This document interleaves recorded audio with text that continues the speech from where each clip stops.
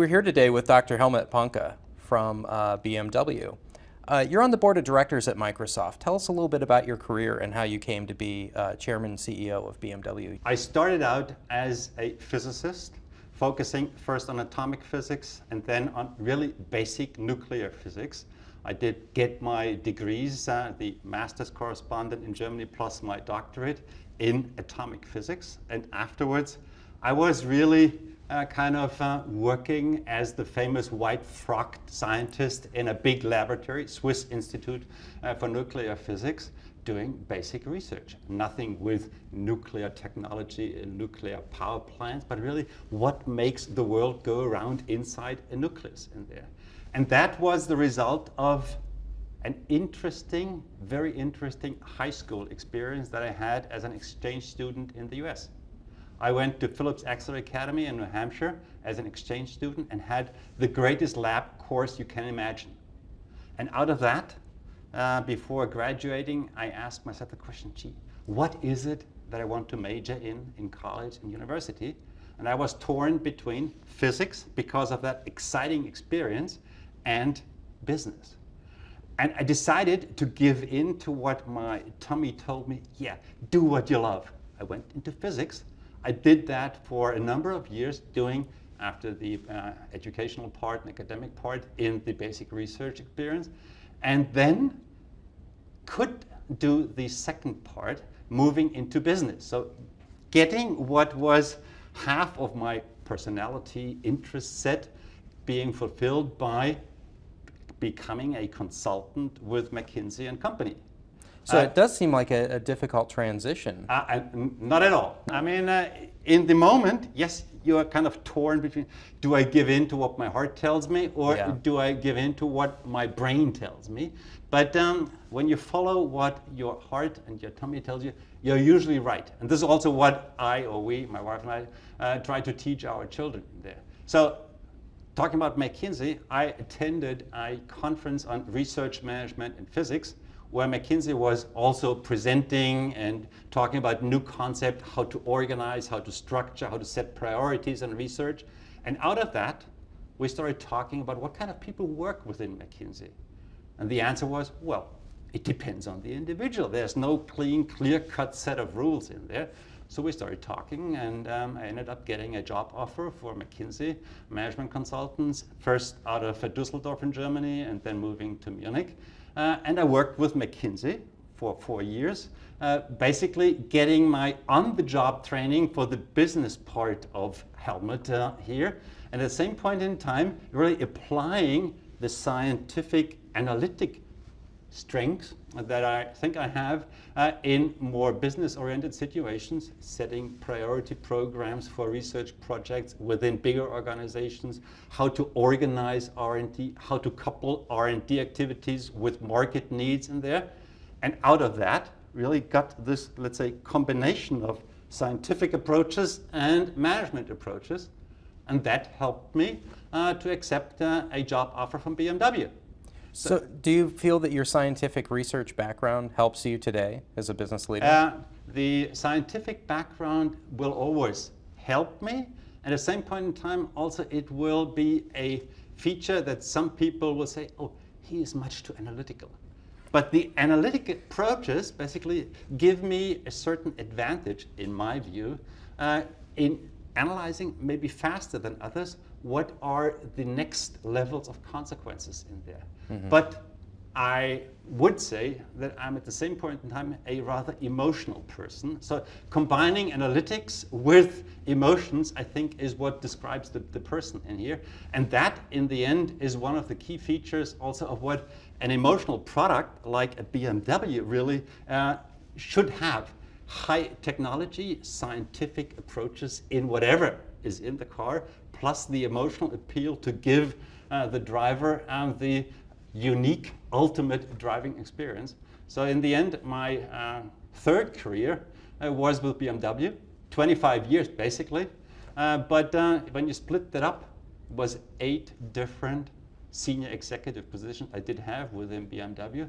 I worked in every division, from planning, R&D, to manufacturing, to sales and marketing, HR, IT, and in the end ending up not just as the CEO of the US and North American operation, but becoming the CEO of the BMW Group worldwide. But I think this is all, in hindsight, potentially a consequence of having had those various experiences in my previous life, and now in my, let's say, fourth step of my career, using all the experience and what is deeply ingrained in my brain and my inner part in my board mandates, whether it's at Microsoft or at Singapore Airlines, Bayer, and UBS. What is it like to be a board member at Microsoft? What is it like to be a board member? It's fascinating because there are so different personalities within the board, and everybody, I think, that will see our interview and hear our interview knows Bill Gates and Steve Ballmer. But let's take the independent directors on the board.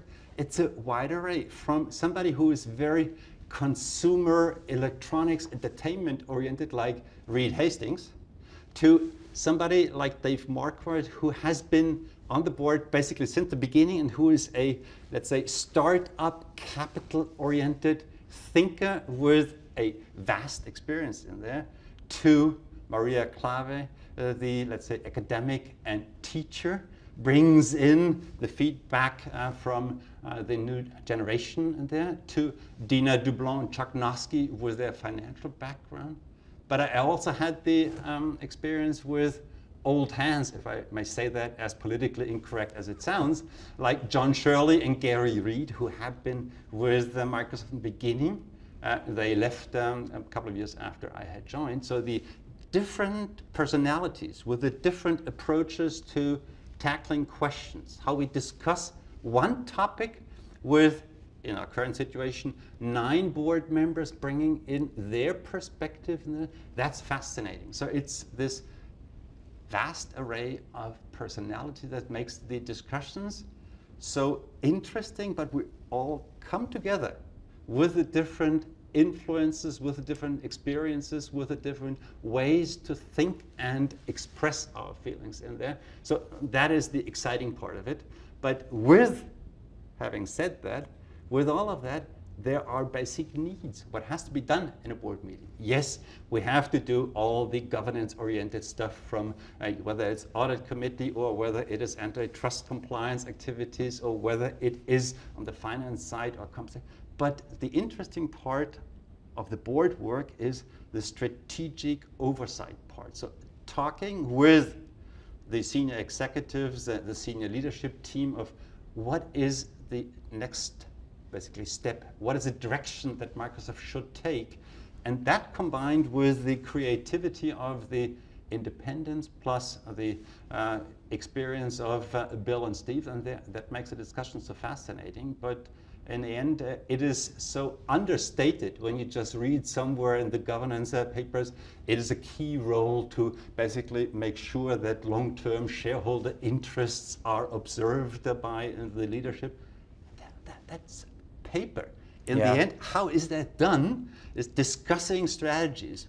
And that is shown, for example, in the regular schedule of the meetings there, where at each of the meetings, one of the business groups presents where we are, what we will do, what are our strategic plans, and then in a strategic seminar that happens once a year, we bring together the different strategic inputs from the business groups, from the technologies, from research into, let's say, a scenario, a picture of where should Microsoft move. So it's much more active, much more lively than making sure that the shareholder interests are observed and strategic oversight.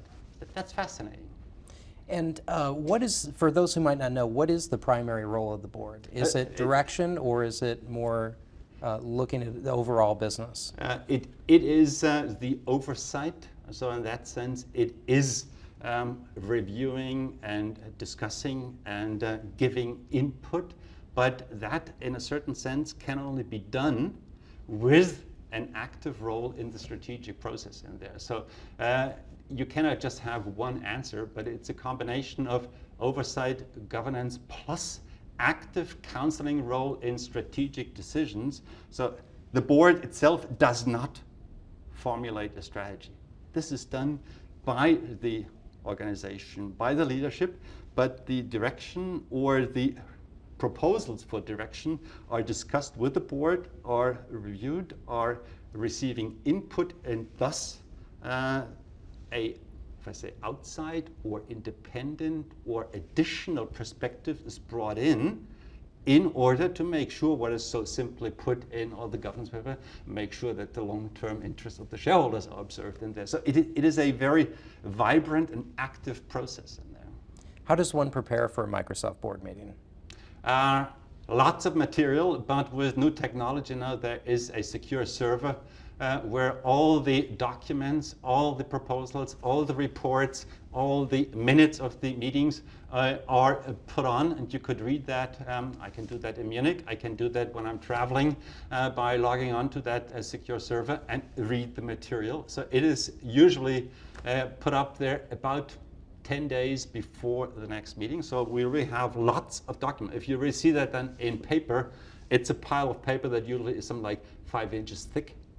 So you can say then part is the governance-oriented part with the minutes of the meetings and plus some of the board resolutions when new officers have to be appointed. That's the minor part in there. But the real documents from the business groups, from research, from basically all the technology people in there preparing for the agenda of the next meeting is the major part of it. And we haven't addressed that question yet. We have 4 regularly scheduled meetings, physical meetings, which usually happen here in Redmond. And then on top of that, whether it's necessary because of some additional strategic activities or because of some, let's say, other external influence, we have extra meetings. And on top of those regularly scheduled meetings, we have about 1 telephonic or web-based conference per quarter. So in the end, if you look at the schedule, it's something like 8 meetings, out of which 8 meetings per year, out of which half usually is a physical meeting here in Redmond, and the others are modern web-based and audio-based conferences. So I'm sure people are very interested in what actually goes on in a board meeting. What are the things that you like best about the meetings? This is a question where that's a smile in my face right now. I would say the best part is what is happening outside the meeting. Yeah. So a board meeting usually consists of 2 days. And the first day is committee meetings, plus then in the early evening and evening an informal get-together of the board. And before dinner, it is usually a discussion with, let's say, the next generation or generations of people within the Microsoft organization, so that the board members also get to know what makes Microsoft be Microsoft also for the future. Understand basically what are the views, the interests, the strengths, the, let's say, interesting ideas coming out of a group of usually 10, 8 younger, but high potential people out of the organization, different fields in there, discuss with them over a glass of Coke or a glass of wine and some finger food there for about an hour. And then we have the informal board dinner where we just sit around the table. Yes, everybody has to eat, but discussing basically what is coming up, what is going to happen the next day in the full board meeting. So go back to where I started. First day committees plus this informal part, and then the second day the full board meeting. So in the end, what I call the most interesting part is happening outside the meetings, because you discuss with your fellow board members some of the points that will be discussed the next day or were discussed in the meetings in there. But when you analyze the agenda, whether it's for committees or for the full board meeting, I would say 60% really is focusing on new issues, directional issues, what I try to express as the strategic discussion in there. And then the 40% is governance and process in there. And the interesting part really is the strategic discussion. Sometimes it's really great to have product presentations, whether you talk about ideas for a next generation of client devices, or whether you see what next generation of servers could do or will do in there with some visualization. And hands-on products. That's the interesting part. But as a human being, I still say, yeah, basically what is happening also outside the agenda is a very interesting part of it. Leading a global company, how does that inform the work that you do with Microsoft? When you just look at this positioning of a company, and you used BMW, but we could also take the Microsoft position there, there's always a promise to the end user, a promise to the consumer out there, what a brand stands for. And everybody in an organization, we should not forget, and it's a, I would almost say, funny coincidence, BMW has about 100,000 associates. Microsoft is just below 100,000, 92 or 91,000 right now. We're about the same size organizations. And everybody in the respective organization has to understand what the promise is. And this promise has to be delivered, has to be fulfilled with every product, with every service, with every contact that you have with an end user anywhere in the world. Once you break that promise and you don't deliver, this is when a tiny bit of the positioning breaks away. It's a different promise for each company. So BMW's promise of the ultimate driving machine is something which has to be fulfilled in all the aspects that I mentioned. But also on the other hand, Microsoft's promise, Microsoft's vision and promise of enabling the consumer, whether it's an individual or a business, to fully make use and benefit from its potential. Yeah? That's something which we have to, in whatever form and shape, continuously deliver.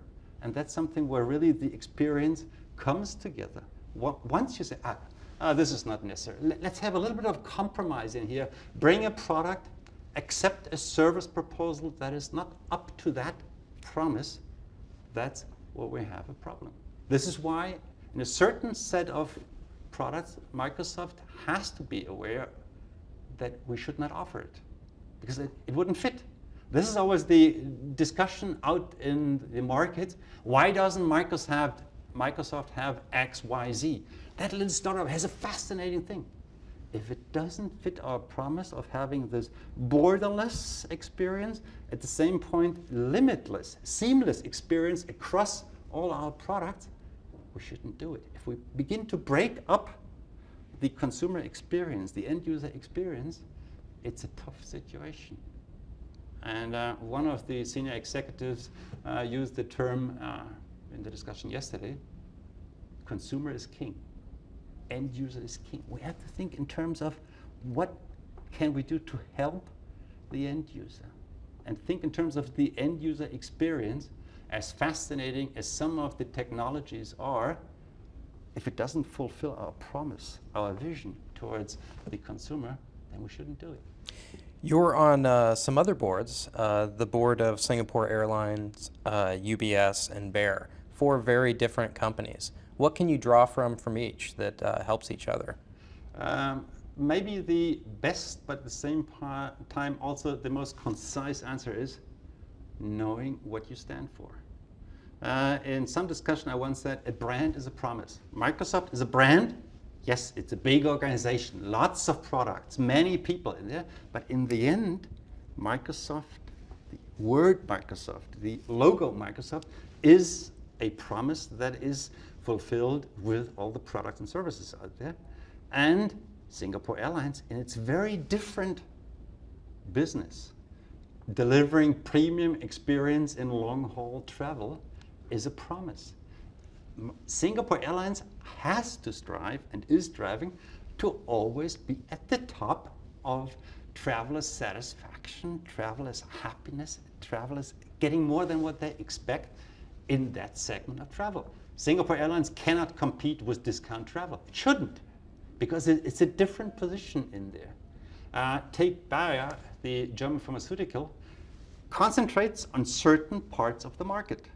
But in those markets, it is either number 1 or number 2. Bayer is not moving into discount generic in the pharmaceuticals. It is very focused. And in that sense, an organization has to know what it stands for with everything that it does.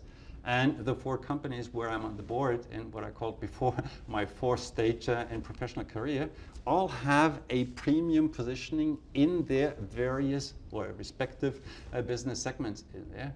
And there's one more interesting lesson.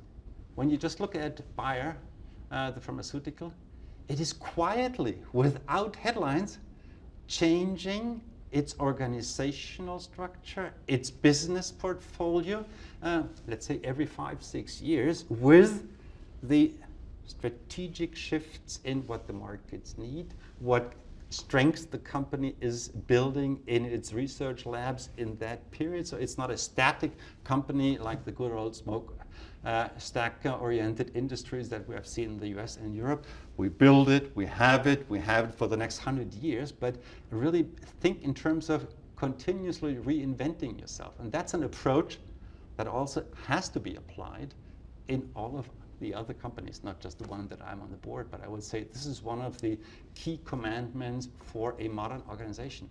Think what you have to do to reinvent yourself continuously without losing your position.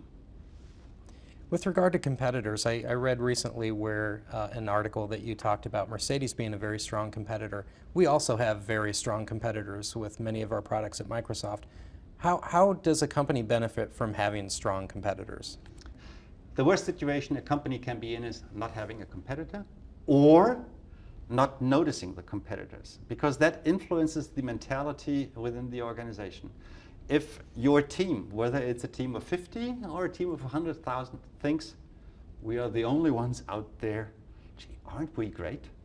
You begin to sit back, slouch in your chair, and kind of say, we don't have to worry about anything. We have the best solutions out there. Makes you lazy, complacent, and then you don't really notice where the dramatic or small and later dramatic shifts are happening in there. So a competitor is absolutely healthy and helpful because it keeps you on your toes. It keeps you kind of awake and aware that each day you have to convince the consumer why your product, your service is better than the competitors. If you take it for granted, you don't work as hard. You don't think as a creative person, what do we have to add in the next generation? Helmut, thank you so much for talking to us today. You're welcome. Thank you.